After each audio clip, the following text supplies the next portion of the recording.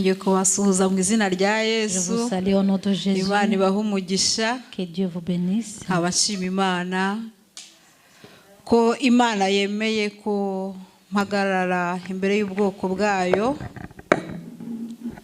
si kubw'imbaraga zanje ahubwo no kubw'imbaraga z'umwami wacu Yesu Je Kristo. remercie Dieu qui a permis que je me tienne devant vous. C'est pas par ma force, mais c'est par la force de Jésus-Christ, notre Seigneur. Turasuhuza abadukurikiye. Nous saluons ceux qui nous suivent en ligne. Imana ibagirire neza kandi ibahe umugisha. Que Dieu les fasse du bien et qu'il les bénisse. Imana ikomeze kubana nabo muri uru rugendo. Que Dieu continue à être avec eux dans son voyage. Haleluya. Amen. Iyo tugihumeka uyu mwuka urugendo rugikomeza. Lorsque nous respirons, ça veut dire que le voyage continue. Haleluya. Amen. Mu gihe twahawe uyu mwuka urugendo rurakomeje kuri Le moment twebwe. qu'on nous a donné cette heure, le chemin continue pour nous. Haleluya. Amen. Imana ihabwe icyubahiro, iduha imbaraga Que zo Dieu guhora soit duca loué, bugufi qui nous donne la imbere yayo, force d'être humble devant lui. kuko ni iby'igiciro cyinshi. Parce que c'est tellement important. Tujye kureba ijambo. Nous allons voir la parole. Titire y'icyigisho cy'uno munsi Le thème iravuga ngo d'aujourd'hui. kuki Satani ahora aturwanya. Le thème d'aujourd'hui dit pourquoi Satan continue à nous combattre. Ese icyo kibazo mujya mukibaza? Est-ce que vous vous posez cette question? Haleluya. Amen. Imana itugirire neza. Que Dieu nous fasse du bien. Reka turebe ijambo riboneka mu Kuva. On va voir la parole qui est dans Ijambo Exode. mwese muzi. C'est la parole que vous connaissez tous. Imana ishimwe n'aba mwararisomye kandi n'abatari barisoma.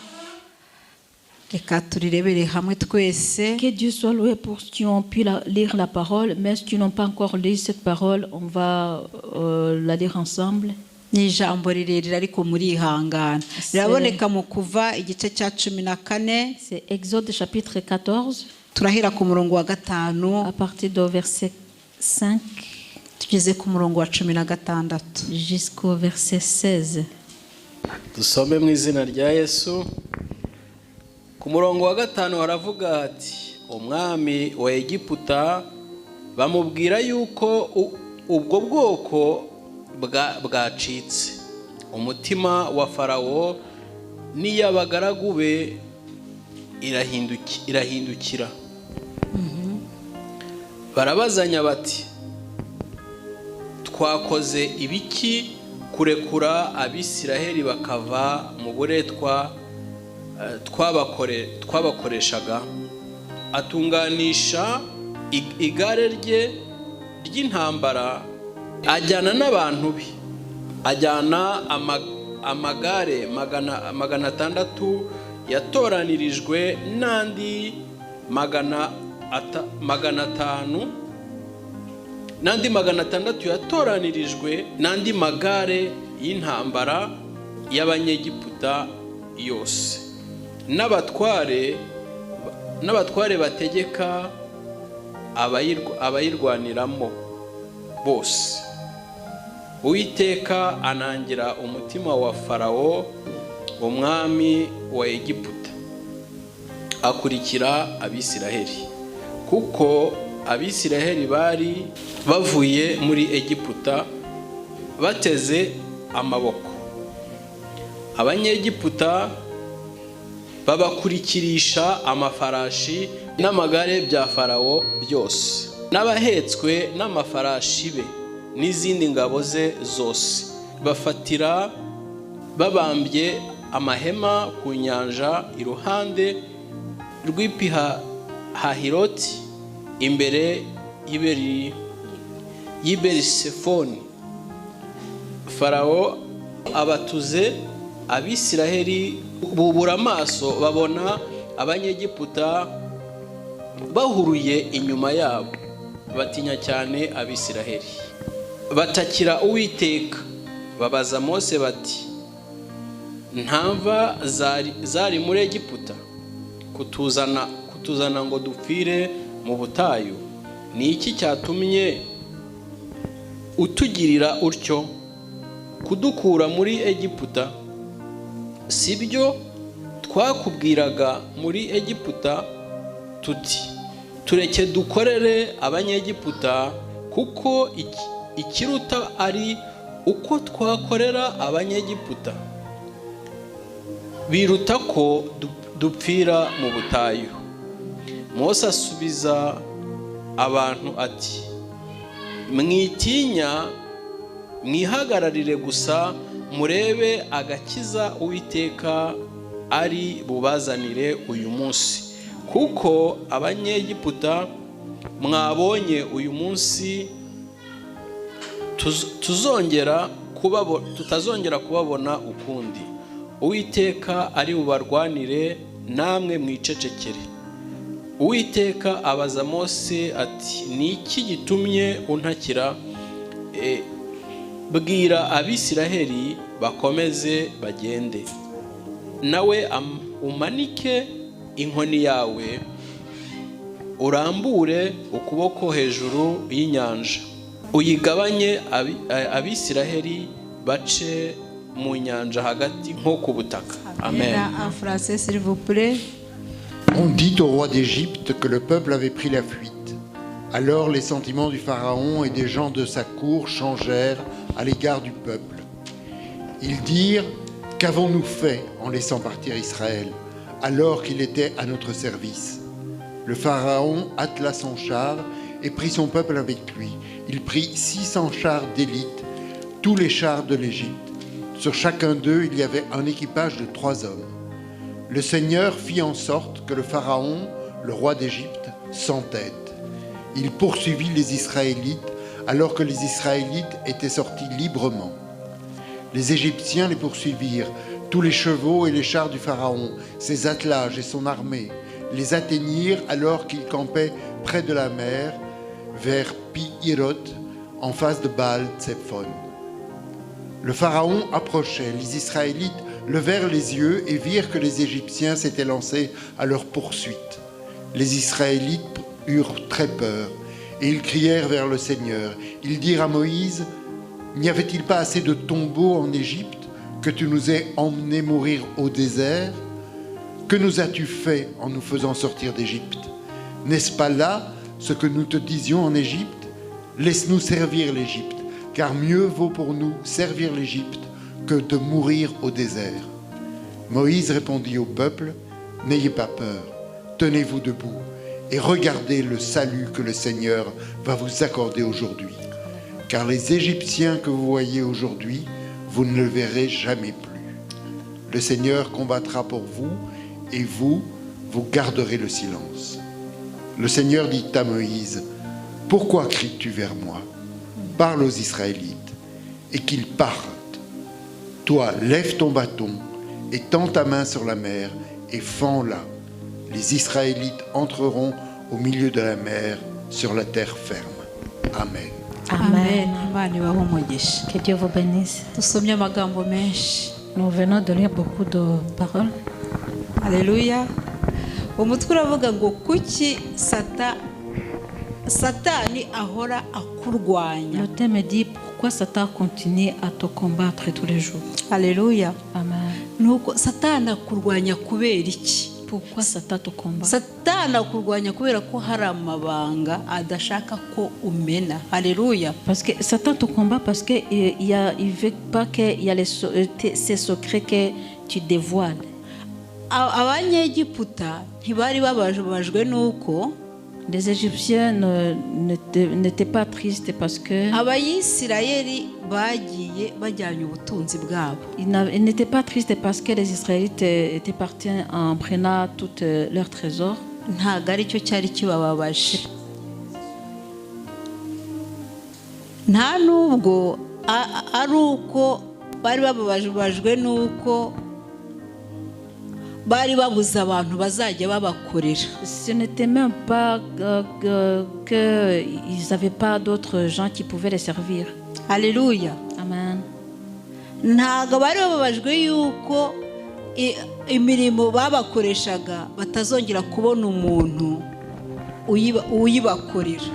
Il n'était pas triste parce que les tâches que les Israélites faisaient, peut-être qu'ils n'ont pas encore trouvé les autres personnes qui pouvaient le faire.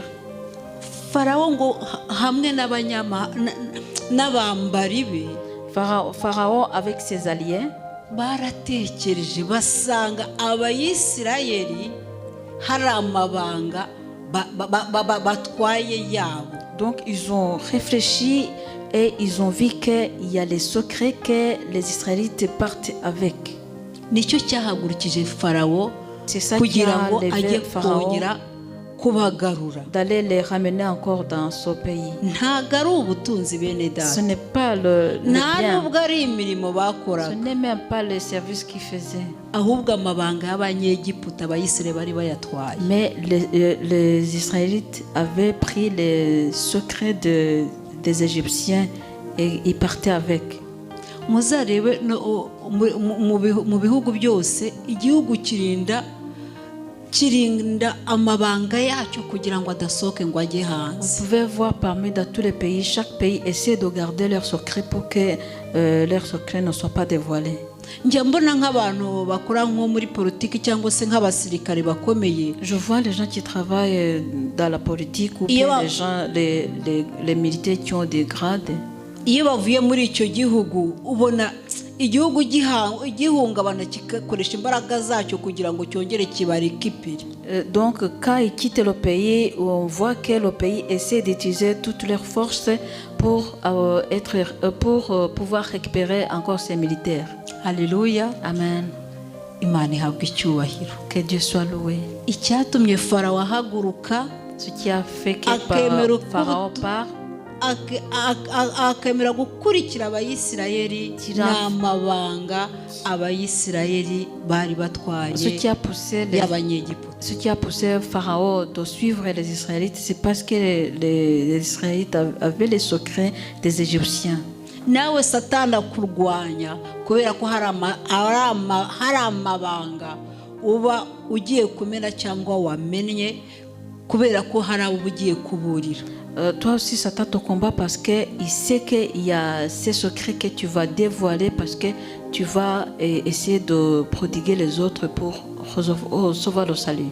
Alléluia. Amen. Satani agukurikina kubera ko hari abantu babuze ibisubizo by'ibibazo barimo.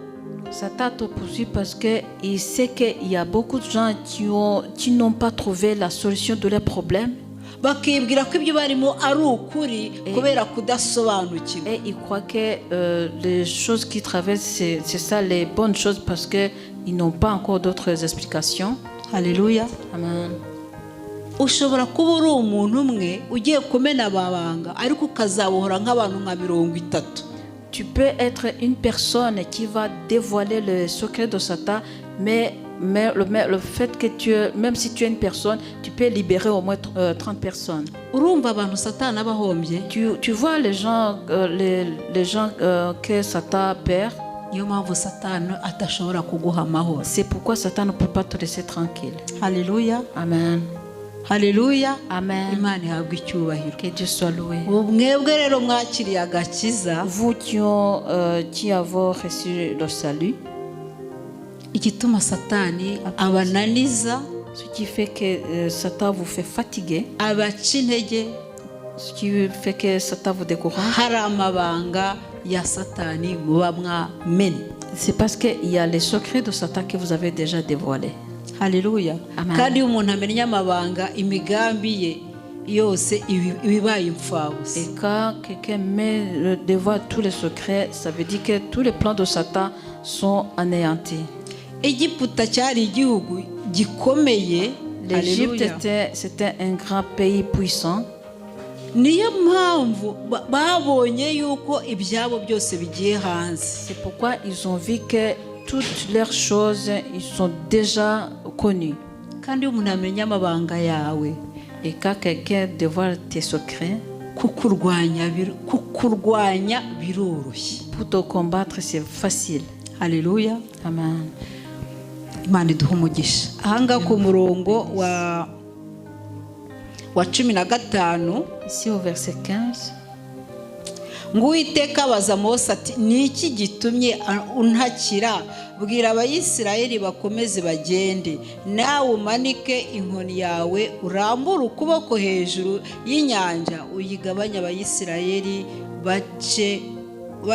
bace mu nyanja hagati nko ku butaka. Haleluya. L'Éternel dit à Moïse, français, pourquoi s'écrie, parle aux enfants d'Israël et qui marchent. Toi, lève ta verge, attends ta main sur la mer et fends-la, et les enfants d'Israël entreront au milieu de la mer à sec. Amen. Amen. Ese iyo Satani aguteye uhungira he? Est-ce que quand Satan t'attaque, c'est où ton refuge? Uhungira he? Où est-ce que tu te réfugies?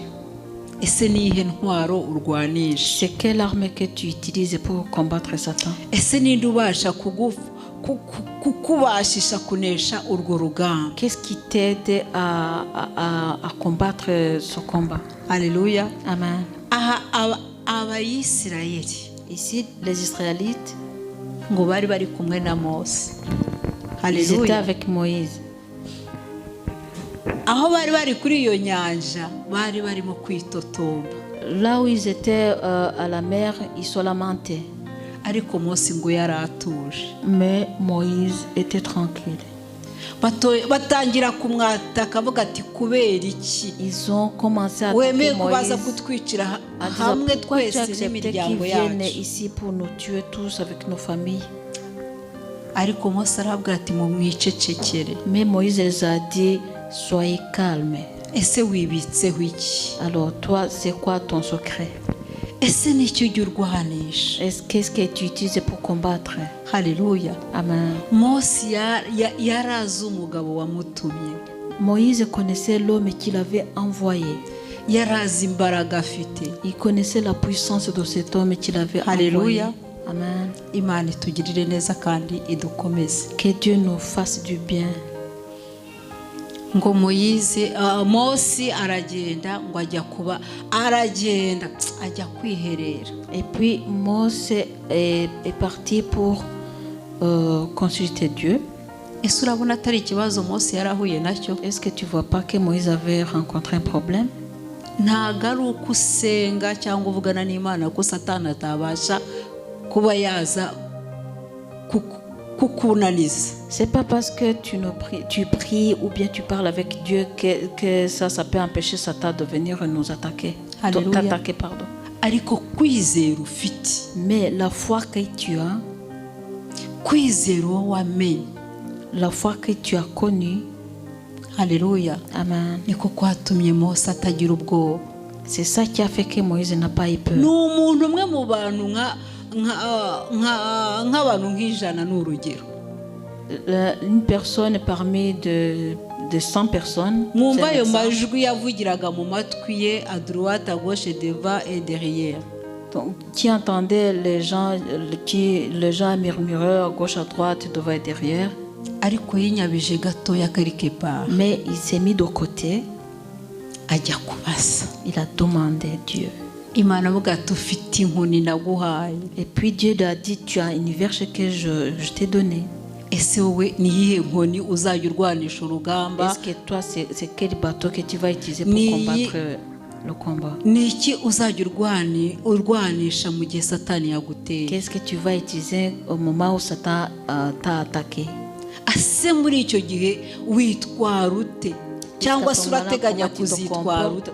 Tu prévois comment tu vas te comporter mu gihe uzahura n'icyo kibazo? au moment des attaques de Satan. Mose yaragiye ngo ajya kubaza Imana. Moïse s'est mis de côté pour demander Dieu.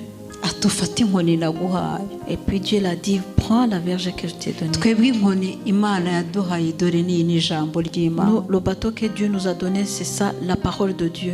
Haleluya. Amen. Satani ntago yoroshye. Satan, c'est pas quelqu'un qui est simple. Hein? Haleluya. Amen. Imana itugirire neza. Que Dieu nous fasse du bien. Hano hari ifoto nshaka kubereka. Ici, il y a une photo que j'aimerais bien vous montrer. nakoresheje amakureri abiri kugira ngo mubashe gusobanukirwa. J'ai utilisé 2 couleurs pour que vous puissiez comprendre. Haleluya. Amen. Turabona ko hari abajya mu ijuru, On voit qu'il y a des gens qui sont en train d'aller au ciel. hari n'abajya muri Gehinomu. Et il y a des gens qui descendent en enfer aussi. Haleluya. Amen. Murabona hano hari ahantu hasa nk'ahatangira. Et vous voyez le début de la photo. Aha mubona ko ari nk'umuhanda, murabona ko ni urugendo. Là où vous voyez que c'est comme une route, c'est le trajet.